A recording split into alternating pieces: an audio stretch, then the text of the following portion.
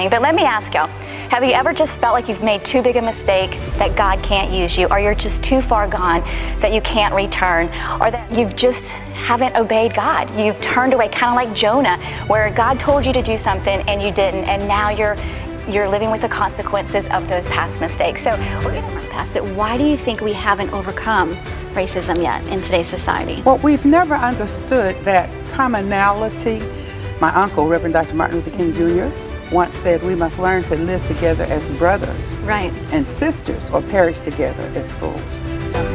I want to go back and talk a little bit about politics and religion. Yeah. Tell me how you see those actually working together, because right now, if you look at what's going on in our country, they are two separate Absolutely. entities Well, that are fighting against each other. Yeah, well, the Bible.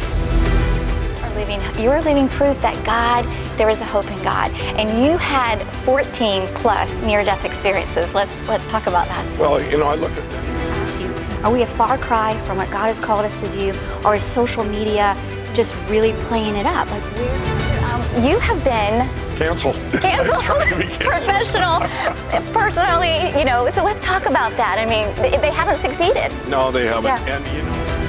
And that's what I love about the book, is that, you have one chapter that says, don't suck it up, buttercup. Right. And there's always that saying, suck it up, buttercup. Yes. But if we do, and we press it, and we don't bring it out into the light, there's never freedom and there's never healing.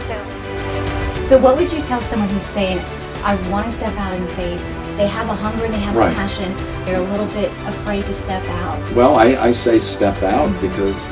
Right, I don't think we need to live in fear, but we do need to be concerned. There's things that we as believers need to be teaching our children, need to be talking about at home, in Bible study, and at church. Are we not loving ourselves enough? Is it within ourselves that we are looking in the mirror and we're not loving what we see, so therefore we're reacting to everybody else? We're not.